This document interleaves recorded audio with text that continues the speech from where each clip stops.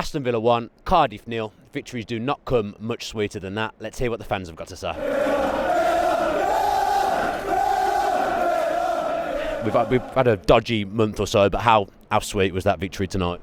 Couldn't really have gone better. When Jack struck that, I mean, I was pretty much out of breath anyway from just singing all the way long. We've been having so many shots from outside the box that have just been going wide, and then when Jack hit it, I was like, oh no, not again.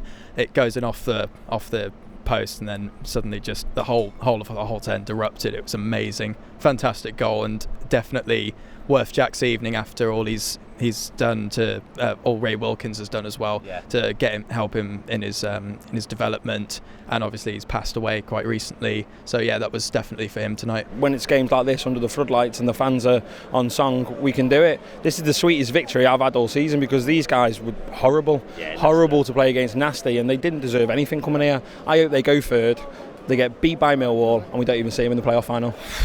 Bittersweet. I came into the game just thinking we were going to lose. Cardiff, tough team, really good team to play. But, we were put under a lot of pressure. There was times where we could have conceded multiple goals, and, we had a fair share of luck. Same time, Johnston, top of his game. And I was so grateful for him, to me, man of the match. You could debate it was a fluky win. End of the day, don't care. It's a championship. It's all about results, not how you play. It's not going to be pretty football. Just grow up and get on with it, really. The return, the man, Ginger Luke, fresh from his AVFC official debut. How good was that win? That was very good, very enjoyable. It was always going to take that one chance to sort of get that win, and lucky it fell to us, and we took our chance when it came to us. That was what you call a proper game of football. A proper game of football. Both teams battling it out, wanting everything. The physical aspect of it was just, both teams went through it, and got the win, happy. Probably wasn't the best performance, and Johnson kept us in that game, because we could have been 2 down at half time. You've probably seen it for yourself. What we need to start doing is stop.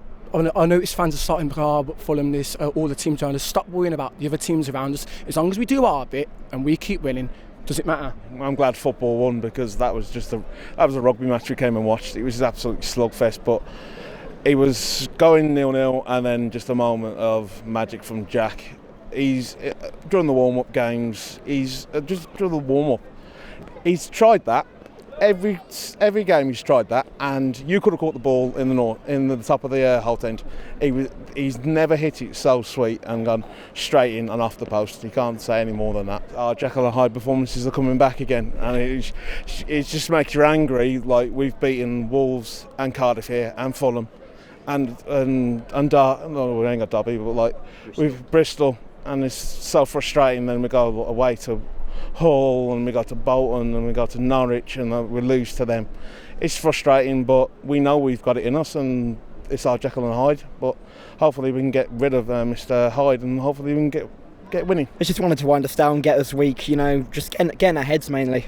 And it worked to an extent. You could tell the players were getting frustrated, but at the end of the day, our patience paid off. I thought we dealt with the physical aspect very well, but I thought in the second half especially we played some lovely stuff. Yeah, I think second half we deserved the goal, and we got it, didn't we? But I was worried at times that we weren't going to get it, and then they were going to sneak one the other side. But we got it, didn't we? And Jack Grealish, amazing. Another great goal, and he's having a fantastic season. What a player. Looking at Cardiff, they're probably one of the most physical sides in this division, and they were going to come in, and they had a game plan, and they executed it very well. They're always going to target Grealish, weren't they? They did it early in the season. They were chopping players down, and that's their game plan, but it didn't work today.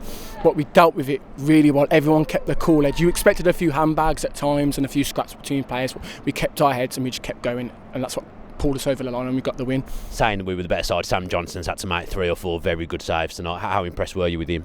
He was superb tonight, and he's shown exactly why he's come through United's academy and done so well at where he's coming on loan to us here at Villa Park. I will say, though, once again, the refereeing decisions have just been absolutely abhorrent. I mean, there was a case. I think it was Bamba. He actually just fell over himself, and then all of a sudden they get a free kick. It's just, honestly, the referees in this division, the the FA need to take a serious look at this, because it's just, I've said it before, it's abhorrent. They get worse every week. I can't think of any other word to describe it. No, it is the perfect word, actually, to describe. I'll be using that in the podcast tomorrow for sure. I'm going to go against her here. Yes, he has been a good goalkeeper. Distribution, absolutely poor. It wasn't great today. Yeah. It's all right. No. The whole season, come on, Dan. The whole season he has been poor. He can't find a claret blue shirt. When he gets the ball, hoofs the ball up to Hogan when he's like this. My son's got a better chance of winning the ball than Hogan has sometimes. But like that needs to be improved, because if he does get that distribution right, who knows? What about the saves? Oh, the saves, yeah, kept us in the game. Could have been at least 3 or 4. When I seen that team starting today, I was like, oh crap, this is total dog. But they proved me wrong, and that's what I want. I want the team to prove me wrong day in, day out. Phenomenal keeper. He should be playing in the Premier League. He should, if he was playing in the Premier League and he was putting in these performances, people will be saying this guy should be called up as the third keeper at least. He's brilliant. I've not got enough nice words to say about him. Man of the match again. Codger did well when he came on second half. I thought he was actually him coming on was what changed the game for me. Yeah, it definitely gave Cardiff something different to think about, because he's obviously quite tall and he's got good skills despite being quite lanky.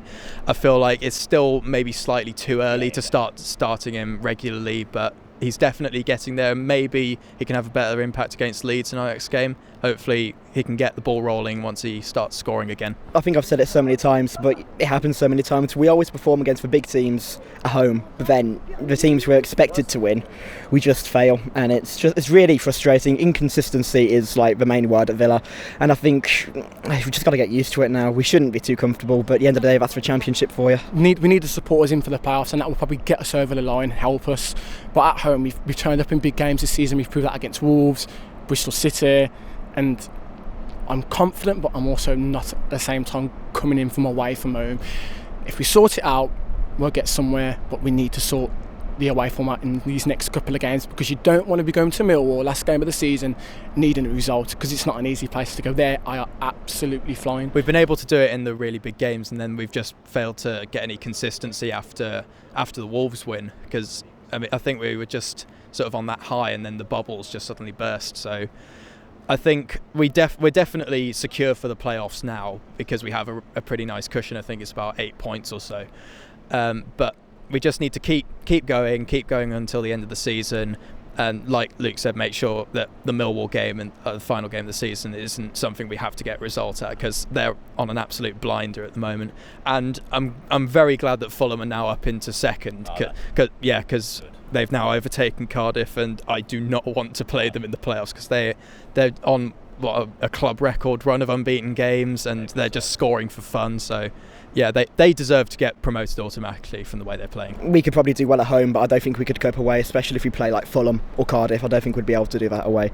And maybe if we did make it to the final, I just can't see us performing the big occasion, I'm afraid. Sorry. Not what I was expecting, but cheers for talking to us, mate. Not as many people as usual for fan cams tonight, but those that did come and speak to us, very, very pleased with what they've seen unfold at Villa Park. I must admit, when I saw that team, I did have a few reservations about what was going to happen, especially at left back, but I've got to say, everyone that played tonight acquitted themselves really, really well. Special mention to James Bree, because I think he wasn't even going to be on the bench, and then suddenly to find himself on the pitch, it must have been a difficult experience for him, and I think he acquitted himself well, considering he hasn't played for months as well, really, except for that game at Bolton. So everyone played well, we mixed it well. I was worried about Cardiff's physicality, but I thought we handled them pretty expertly, to be honest. We had to be very reliant on Sam Johnston at times. That's what he's there for, and there's been games this season where I'd say he single-handedly won us points, and I think that was one of those ones again tonight, because he has kept us in the tie. And then Jack Grealish popping up at the end, unbelievable technique, an unbelievable volley. He's such a good player. I don't think he knows how good he is. I've been saying on the podcast, on the previews, the match reviews, I wish he'd shoot more, and